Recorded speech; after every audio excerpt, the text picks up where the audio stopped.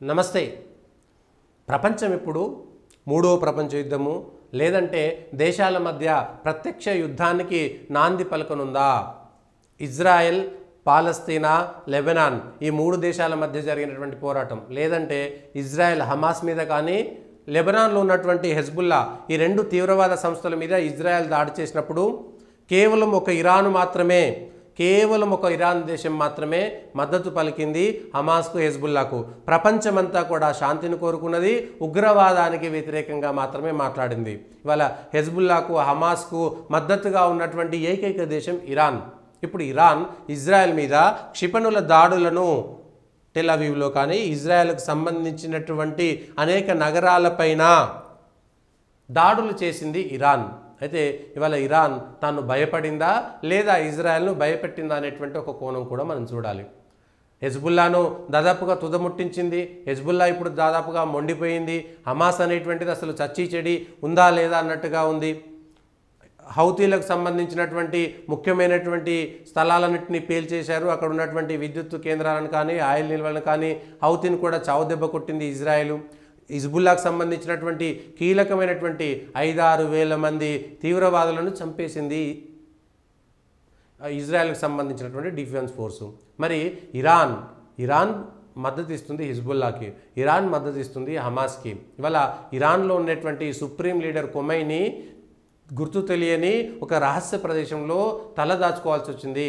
అదే ఇరాన్లో హమాస్ రాజకీయ హెచ్ఓడి అయినటువంటి వ్యక్తిని ఇరాన్ భూభాగంలోనే ఇవాళ ఐడిఎఫ్, ఇజ్రాయెల్ ఫోర్సెస్ అక్కడ తుదముట్టించాయి. దాంతో ఇరాన్ ఇప్పుడు హెజ్బుల్లా, హమాస్ అయిపోయిన తర్వాత ఇరాన్ భయపడుతున్నది. ఇజ్రాయెల్ తదుపరి టార్గెట్ ఇరాన్ పైనే అని ఇప్పటికే బెంజమిన్ నెతన్యాహు కానీ లేదంటే ఇజ్రాయెల్కు సంబంధించినటువంటి డిఫెన్స్ చీఫ్ కూడా ప్రకటించారు. ఇరాన్లో ఉన్నటువంటి ప్రజలను ఈ విధంగా నియంతృత్వ పాలన నుంచి అక్కడ ఉన్నటువంటి పరిశీలనలను స్వేచ్ఛా వాయువుల వైపు తీసుకెళ్లడానికి ఇజ్రాయెల్ కట్టుబడి అనేటువంటి ప్రకటన ద్వారా ఇరాన్ ఒక్కసారిగా భయపడినట్టుగా మనకు కనబడుతుంది. అయితే ఇరాన్కు మద్దతుగా రష్యానో ఇతర దేశాలు వస్తాయా? ఇప్పటికే ఇజ్రాయెల్కు మద్దతుగా అమెరికా తన వంతు సాయం చేస్తున్నది ఈ తీవ్రవాద వ్యతిరేక పోరాటం విషయంలో. ఇప్పుడు ఇరాన్కు ఏ దేశం మద్దతు ఇస్తుంది? ఇప్పటికే రష్యా, ఉక్రెయిన్ రెండు దేశాల మధ్య జరుగుతున్నటువంటి పోరాటంలో రష్యా ఇంకొక దేశంకి వెళ్ళేటువంటి పరిస్థితి లేదు. అక్కడ ఉక్రెయిన్ ఎదుర్కోవాల్సినటువంటి పరిస్థితి ఉంది. కాబట్టి మిగిలినటువంటి ప్రపంచ దేశాలు, యూరోపియన్ దేశాలు కానీ అన్ని దేశాలు ఎటువైపు ఉంటాయి? భారతదేశం లాంటి దేశం ఇప్పటికే తటస్థంగా ఉంది. ఉగ్రవాదానికి మేము వ్యతిరేకము, శాంతిగా ఉండాలి, ఏ రెండు దేశాల మధ్యన యుద్ధం జరగడానికి వీల్లేదనేటువంటిది భారతదేశం చాలా స్పష్టంగా చెబుతున్నటువంటి వేళ ఇవాళ ఇరాన్ పక్కకు ఏ దేశాలు వెళ్తాయి, ఇజ్రాయెల్ పక్కకు ఏ దేశాలు వెళ్తాయి, లెబనాను లేదంటే పాలస్తీనా, ఇరాన్ కలిసి వెళ్తాయా? గల్ఫ్ దేశాలు చాలా స్పష్టంగా ఇరాన్ను ఒంటరి చేశాయి. సౌదీకి సంబంధించినటువంటి యువరాజు ఇరాన్కు మాకు సంబంధమే లేదు ఈ విషయంలో అని చాలా స్పష్టంగా చెప్పారు. చీలిపోయినాయి గల్ఫ్ దేశాలు కూడా పూర్తిగా ఇరాన్ను పట్టించుకోవడం లేదు. ఇరాన్కి ఎవరు మద్దతు ఇస్తారు? ఇవాళ టర్కీ కూడా మద్దతు ఇచ్చేటువంటి పరిస్థితి లేదు. ఇరాను ఒకవేళ లెబనాన్ కానీ పాలస్తీనా కానీ ఇరాన్ మూడు కలిసినా కూడా ఇజ్రాయెల్ ఏం చేయగలుగుతాయి? ఇప్పటికే హమాస్ చావు దెబ్బతిన్నది. మిగిలినటువంటి పాలస్తీనా టెరిటోరియల్లో ఉన్నటువంటి ప్రజలు మాకు యుద్ధాలు అక్కర్లేదు, మేము శాంతిగా ఉంటాము, మేము ఇజ్రాయెల్ వైపు వెళ్ళము, ఇజ్రాయెల్ మా వైపు రావద్దని మిగిలినటువంటి ప్రజలు చెప్తున్నారు. పిఎల్ఏ ఆధీనంలో ఉన్నటువంటి వారు. లెబనాన్లో ఉన్నటువంటి హెజ్బుల్లా మద్దతుదారులు మాత్రమే ఇజ్రాయెల్ పైన పోరాటం చేస్తామని ప్రకటిస్తున్నారు. కానీ లెబనాన్లో ఉన్నటువంటి సాధారణ ప్రజలు మీకు దండం పెడతాము, మా వద్దకు రాకండని హెజ్బుల్లాకు తీవ్ర ప్రతిఘటన వస్తున్నది.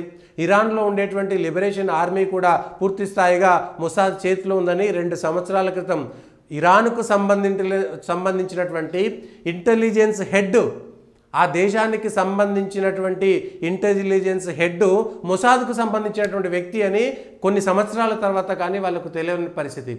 అంటే ఇజ్రాయెల్ ఎంతవరకు చొచ్చుకుపోయింది అనేటువంటిది ఈ విషయం బట్టి మనం అర్థం చేసుకోవచ్చు. ఇవాళ ప్రపంచ దేశాలు ఇజ్రాయెల్ దిక్కు కొంతమంది, ఇరాన్ దిక్కు కొంతమంది పోతాయా? లేదా ఇరాన్ కేవలం మేము భయపడడం లేదని తమ ఆత్మరక్షణ కోసం మాత్రమే ఇజ్రాయెల్ పైన దాడి చేస్తున్నాయా? ఇజ్రాయెల్ ఈ పాటికి పూర్తి స్థాయిగా వ్యూహాన్ని పన్ని ఉంటుంది. ఎందుకంటే హెజ్బుల్లా పైన జరిగినటువంటి దాడిని చూసిన తర్వాత ఇజ్రాయెల్ యొక్క యుద్ధ వ్యూహాలను ఎంత భయంకరంగా ఉంటాయనేటువంటిది ప్రపంచమంతా కూడా తెలిసిపోయింది. కాబట్టి ఇప్పుడు ఇజ్రాయెల్కి సంబంధించినటువంటి సైన్యము చాలా స్పష్టంగా చెప్తుంది, ఇది ఇరాన్ అనేటువంటిది attack is a severe and dangerous escalation. There will be a consequences. We will respond whenever, wherever and however we choose in accordance with the directive of the government of Israel అనేటువంటి మాట చెప్తున్నారు. Iran నుంచి వచ్చినటువంటి క్షిపణులకు సంబంధించినటువంటి ఒక వీడియోను కూడా ఇప్పటికే బయట ప్రపంచానికి విడుదల చేసింది ఇజ్రాయెల్ డిఫెన్స్ ఫోర్స్. మరి ఇది ప్రపంచ దేశాల మధ్యన సంఘర్షణకు, యుద్ధ వాతావరణానికి తెరలేస్తుందా, లేదంటే కేవలం ఆ 3-4 దేశాల మధ్య జరుగుతున్నటువంటి, నిజంగా ఇజ్రాయెల్ చేసింది హమాస్ అనేటువంటి ఉగ్రవాద సంస్థ, హిజ్బుల్లా అనేటువంటి ఉగ్రవాద సంస్థ, హౌతీ అనేటువంటి తీవ్రవాద సంస్థలపైన మాత్రమే దాడి. వాళ్ళు స్పష్టంగా చెప్తున్నారు, తీవ్రవాదులు మనడానికి వీల్లేదు. మత ఛాందసవాదుల చేతిలో ఈ ప్రపంచ దేశాలన్నీ నలిగిపోతున్నాయని చాలా స్పష్టంగా చెప్పింది. మేము ఇజ్రాయెల్ను కాపాడుకోవడం కోసం ఎంత దూరమైనా వెళ్తామనేటువంటి మాట చెబుతున్నది. సాంకేతికంగా పరంగా ఇరాన్ ఇజ్రాయెల్ని ఎన్నడూ బీట్ చేయలేదు. అయితే ఏ దేశాలు ఇరాన్ వైపు వెళ్తాయి, ఏ దేశాలు ఇజ్రాయెల్ వైపు వెళ్తాయి అనేటువంటి దానిపైనే భవిష్యత్తుకు సంబంధించినటువంటి దేశాల మధ్య యుద్ధం ఆధారపడి ఉందని చెప్పక తప్పదు.